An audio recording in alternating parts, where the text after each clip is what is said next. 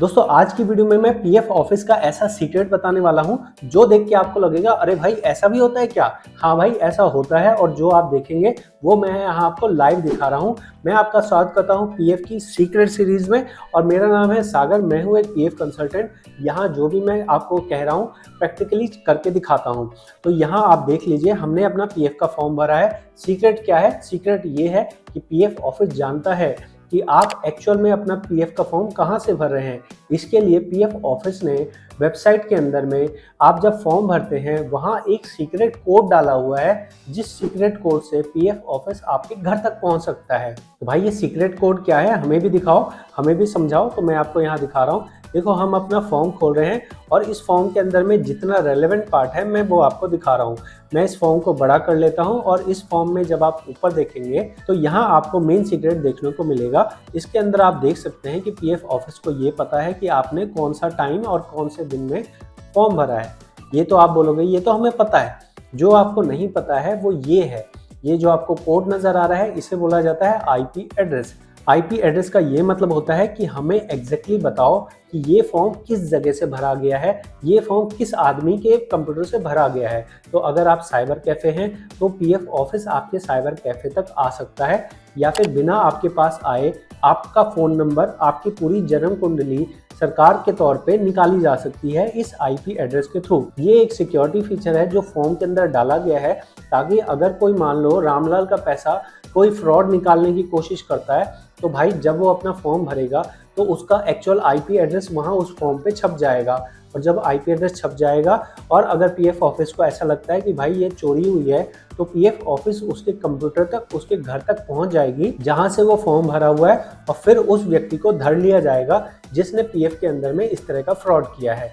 Actual में ये चीज़ें यूज होती हैं। यहाँ पे पीएफ के अंदर में बहुत सारे फ्रॉड्स होते हैं जहाँ पे एक आदमी का पैसा दूसरा आदमी कोई निकाल लेता है, और वहाँ पे जो ट्रेस करने का तरीका होता है वो यही होता है। एक तो है कि बैंक में पैसे आए, बैंक से ट्रेस होता है, और दूसरा ये जो सिक्योरिटी फीचर है ये फॉर्म के अंदर डाला गया है। अब मैं आपको ये दिखा देता हूँ कि इसे हम कैसे चेक करते हैं। अगर आप खुद भी अपना आईपी एड्रेस देखना चाहें कि भाई ये जो आईपी एड्रेस आप कह रहे हो ये किस तरह देखा जाता है ये हमें बता दो, तो हमें यहाँ पे इस आईपी एड्रेस को कॉपी करना है। उसके बाद हमें वेबसाइट पे जाना है। यहाँ हम आईपी लोकेटर कर रहे हैं। मैं आपको यहाँ दो वेबसाइट खोल के दिखा रहा हूँ। अलग अलग वेबसाइट का अलग अलग दिखाने का तरीका होता है। अगर मैं यहाँ पे इस वेबसाइट को खोलता हूँ और यहाँ पे मैं अभी फ़िलहाल यहाँ मेरा आईपी आ रहा है, यहाँ पे मैं क्या करता हूँ ये जो फॉर्म भरा गया है ये वाला आईपी डालता हूँ। उसके बाद यहाँ पे फाइंड करता हूँ। अगर आप नीचे चलेंगे तो यहाँ पे मेरे प्रोवाइडर मतलब मेरा इंटरनेट प्रोवाइडर का नाम आ रहा है। यहाँ पे जो डिटेल आ रही है ये एक बहुत ही मामूली डिटेल है जो जनरल पब्लिक देख सकती है आईपी के बारे में। लेकिन जब ये जानकारी सरकार देखना चाहती है तो उसको मेरा नाम, मेरा मोबाइल नंबर, मेरा एड्रेस, मेरा आधार कार्ड, मेरा पिता का नाम सब कुछ आ जाएगा। तो यहाँ हम क्या करें, यहाँ ये जो फॉर्म के ऊपर आईपी लिखा है हम इसे फाइंड करते हैं। जैसे ही हम फाइंड दबाते हैं तो ये मेरे को ना केवल सिटी बता देता है बल्कि इस सिटी के अंदर में कौन से सर्विस प्रोवाइडर ने मतलब किस कंपनी का इंटरनेट लगा हुआ है वो भी बता देगा। अगर मैं लोकेशन जानना चाहूँगा तो एग्जैक्ट मेरे को नक्शे पे लोकेशन भी बता देगा। अगर मैं यहाँ देखूँ आपको ये भारत का नक्शा दिखा रहा है तो ये भारत के नक्शे में एग्जैक्टली मेरे को बता देगा। अलग अलग वेबसाइट का बताने का तरीका अलग अलग होता है। अगर मैं और वेबसाइट यहाँ फाइंड करूँ तो यहाँ पे मेरे को एग्जैक्टली बता सकता है। लेकिन मेन पॉइंट समझाने का ये है कि आपका जो भी आईपी एड्रेस है उससे आपके एग्जैक्ट एड्रेस तक पहुँचा जा सकता है। आप जो पीएफ के अंदर फॉर्म के अंदर एड्रेस भरते हैं वो इतना इम्पोर्टेंट नहीं है। अब यहाँ पे कुछ लोगों को डर लग सकता है कि सर जी हम तो पीएफ का फॉर्म भरते हैं तो क्या हमारे को पीएफ ऑफिस पकड़ेगा। तो यहाँ देखो पकड़ने जैसी बात बस उनके लिए है जो फ्रॉड करते हैं। तो आपके पास जब कोई फॉर्म भरवाने आता है तो आपको नहीं पता है कि वो फ्रॉड है या वो जेन्युइन है, वो अपना निकाल रहा है। तो एक रिक्वेस्ट मैं सभी भाइयों से करना चाहूँगा कि जब भी आप किसी का फॉर्म भरते हैं तो उसका आधार कार्ड ज़रूर अपने फ़ोन में सेव कर लें।